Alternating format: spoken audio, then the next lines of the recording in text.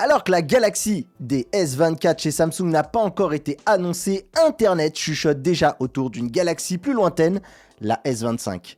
On le sait, en interne, le coréen est sans doute déjà en train de tracer la route vers cette intégration et certains pensent déjà en connaître les contours. Salut tout le monde, c'est Mathieu de Rester Connecté et voici donc les premiers bruissements autour de cette fameuse gamme S25. On en parle tout de suite.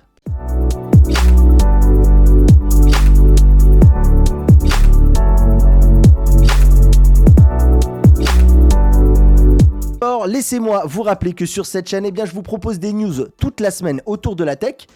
Si vous avez envie d'en profiter, n'hésitez pas à me soutenir en vous abonnant et en likant et même en partageant cette chaîne pour l'aider à grandir. Merci. Mais là, on va braquer nos projecteurs sur le site plutôt bien informé Sam Mobile.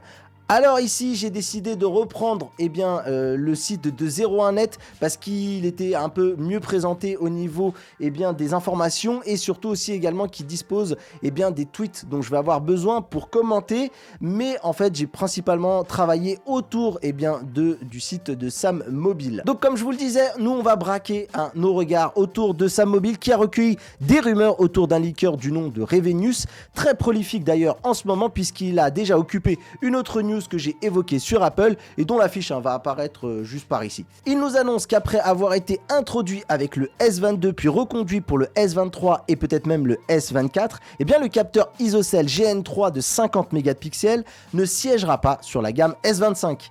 Il va même beaucoup plus loin puisque Samsung pourrait se tourner vers Sony pour les modèles S25 et S25 Plus, mais il ne nous donne pas d'éléments sur les modèles potentiels.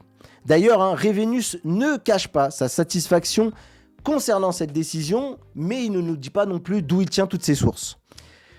C'est là où il y a pour moi quelque chose qui m'échappe d'ailleurs autour de l'article de Sam Mobile qui est repris aussi d'ailleurs par 01net, puisque l'article de Sam Mobile évoque le fait que la gamme S25 Ultra pourrait continuer d'avoir un capteur de 200 mégapixels. D'ailleurs, c'est un élément qui n'est pas mentionné par le leaker. Alors oui, en fait, ce n'est pas aberrant comme théorie puisque c'est déjà le cas sur le S23 Ultra et que ça a même été un élément marketing sur ce modèle. Mais ce qui m'échappe, c'est que l'article fait un raccourci entre le potentiel tweet de Revenius qui déclare qu'enfin chez Samsung, il pourrait y avoir un capteur de 1 pouce, ce qui serait d'ailleurs une première pour le constructeur, et qu'il sera présent comme ça sur le Galaxy S25 Ultra.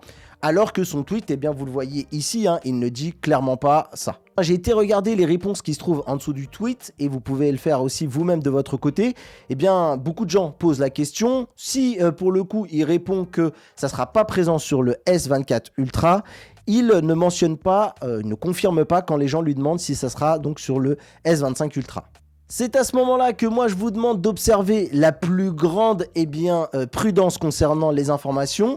J'ai même envie de dire plutôt la plus grande prudence autour de ces rumeurs, puisque c'est même pas des infos, pour l'instant c'est que des rumeurs. Concernant d'autres bruits de couloir, pour le coup c'est Sam Mobile qui nous donne l'information. J'ai été voir, Revenius n'en fait pas mention dans ses tweets, je les ai pas tous cherchés, mais en tout cas, ici il ne mentionne pas le nom du leaker, et donc on ne sait pas d'où viennent ces informations, mais je vous mets quand même dans la confidence. Il semblerait que donc pour ce 16e modèle, il serait question aussi de changements en profondeur au sein même de la configuration de cette gamme Galaxy S25.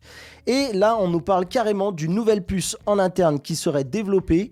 Elle a pour nom de code le Dream Chip, donc la puce de rêve, et elle pourrait intégrer un processeur graphique extrêmement véloce qui serait basé sur l'architecture AMD RDNA 3. Et pour bien comprendre, là où on met les pieds, il faut savoir que cette micro-architecture qui a été lancée par AMD avec sa série des Radeon RX 7000, on va la retrouver aussi sur des consoles comme la Asus ROG Ally et la Legion Go. Alors ce partenariat, il a démarré depuis un petit moment avec AMD, je peux parler de l'Exynos 2200 qui pour le moment n'a pas permis forcément à Samsung de remporter la palme de la performance et ni même le cœur des consommateurs qui lui préfèrent la gamme Snapdragon de Qualcomm, surtout quand, je vous le rappelle, elle avait été annoncée pour la gamme S23. Ils étaient tellement contents les gens de passer de l'Exynos au Qualcomm et certains même redoutent le fait de devoir repasser à de la gamme Exynos. Donc il va falloir que cette Dream Chip, si elle arrive à envoyer du bois parce que il y a vraiment beaucoup de travail pour réussir à convaincre les consommateurs. Laissez-moi vous rappeler bien sûr que tout ceci n'est que spéculation. Je vous parle de ça parce que Revenius, c'est un nom qui a pas mal de fois prouvé qu'il avait de bonnes sources d'informations, mais quand même, il peut se tromper et il faut se rappeler, on en est quand même à plus d'un an avant cette hypothétique gamme S25. Donc, il y a des décisions qui peuvent en interne encore changer. Il faut quand même garder bien tout cela à l'esprit. Mais dites-moi, vous, ce que vous en pensez de tout cela dans les commentaires et je serais très heureux de pouvoir échanger avec vous sur ce sujet et voir même si vous avez peut-être d'autres informations à partager ici. En tout cas, moi, ce que je peux, c'est vous remercier d'avoir regardé cette vidéo, vous inviter, encore une fois, à vous abonner si c'est la première fois ou en tout cas si vous ne l'avez pas encore fait. Il y a pas mal de monde qui nous regarde et qui ne sont pas encore abonnés. Pensez à le faire si vous avez envie de nous soutenir. Vous pouvez aussi également lâcher un pouce et un commentaire pour pouvoir comme ça pousser l'algorithme à faire remonter cette vidéo. Si vous estimez que le travail que je fais au jour le jour pour vous sur cette chaîne, il vaut quelque chose. En tout cas pour cette news, vous pouvez me récompenser par un petit tips qui se trouve avec le bouton merci. Donc voilà, si vous voulez le faire, merci d'avance. Et si vous avez envie d'aller un peu plus loin dans le soutien autour de cette chaîne, vous avez à la fois le bouton rejoindre. Pour l'instant, il n'y a personne qui l'a encore fait. Est-ce que vous serez le premier à rejoindre comme ça la communauté? Et en plus de ça, si vous ne voulez pas passer par le bouton rejoindre, on a une page Patreon aussi également.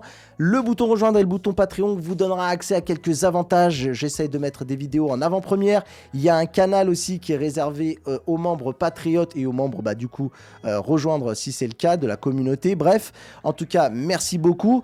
Si vous avez envie d'échanger avec moi, il y a les différents réseaux sociaux qui sont là pour ça. Et en même temps, si vous voulez vraiment aussi soutenir le travail, c'est une bonne manière de le faire parce que les marques aiment beaucoup voir que on a un réseau étendu et du coup ça peut nous aider comme ça nous à débloquer des partenariats, des choses comme ça qui pourraient nous aider à vivre de cette chaîne. Donc je peux à la fois compter, j'espère compter à la fois sur la communauté. On a déjà des gens sur Patriote, merci à eux. Et du coup, si on peut aussi compter sur des opérations qu'on pourrait faire avec les marques, ça serait aussi d'une grande aide.